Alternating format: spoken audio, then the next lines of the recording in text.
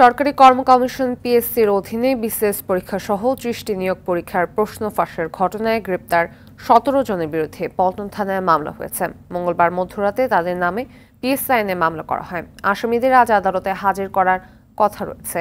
এর আগে সোমবার রাতে রাজধানী সহ দেশের বিভিন্ন স্থান থেকে পিএসসির সাবেক গাড়ি চালক সৈয়দ আবেদ আলী, তার ছেলে ছাত্রলীগ নেতা সৈয়দ সোহানুর রহমান ও পিএসসির ২ উপপরিচালক সহ ১৭ জনকে গ্রেপ্তার করে সিআইডি। সানবিট সব দিবে সামাল। সানবিট ম্যাজিক প্রেস ডিশওয়াশিং এর মাথা ঘোরানো সলিউশন।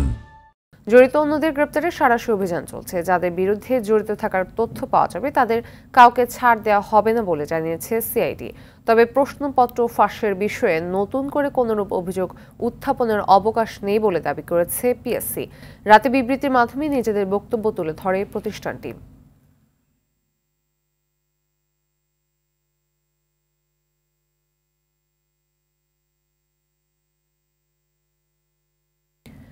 দর্শক, আমাদের সহকর্মী দীপ্ত চন্দ্র পাল রয়েছেন সিআইডি কার্যালয়ে, সরাসরি যোগ দিচ্ছেন তিনি।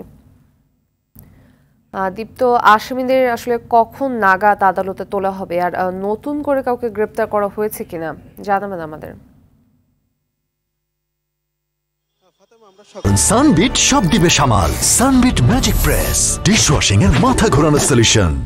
সকাল থেকে কিন্তু এই যে সিআইডি অফিসের সামনে অবস্থান করছি, যে আমরা জানার চেষ্টা করছি আসলে অভিযান কতদূর গড়ালো এবং আরও কাউকে গ্রেপ্তার করা হবে কিনা। তবে আমাদের কাছে যে তথ্য এসে পৌঁছেছে, যেটি আমরা জানতে পেরেছি যে এখন পর্যন্ত অভিযান পরিচালনা করছে এবং এই যে প্রশ্ন ফাঁস সংক্রান্ত যারা সদস্য রয়েছেন তাদেরকে কিন্তু গ্রেপ্তারে রাজধানী সহ বিভিন্ন এলাকায় কিন্তু অভিযান পরিচালনা করছে এবং তারা কিন্তু নিরাপত্তার স্বার্থেই এই জিনিসটি আসলে বলছেন না আসলে কতজন রয়েছে বা কতজনকে গ্রেপ্তার করা হবে। আমরা যতটুকু জেনেছি গতকালকে মধ্যরাতে কিন্তু সারা দেশে অভিযান করে রাজধানী সহ সারা দেশ থেকে কিন্তু ১৭ জনকে গ্রেপ্তার করা হয়েছে। আপনি জানেন যে বিশেষ পরীক্ষা সহ ৩০টি নিয়োগ পরীক্ষায় যে প্রশ্নভাসের ঘটনা, সেই ঘটনার সাথে কিন্তু এই চক্রগুলো জড়িত এমনটি কিন্তু প্রাথমিকভাবে সিআইডি জানতে পেরেছেন। এবং আপনি জানেন যে রবিবার মানে গত ৭ই জুলাই একটি বেসরকারি টেলিভিশনের প্রতিবেদনের পর থেকেই কিন্তু সিআইডি এই সাঁড়াশি অভিযানে নেমেছে এবং আমরা যতটুকু জানতে পেরেছি বাংলাদেশ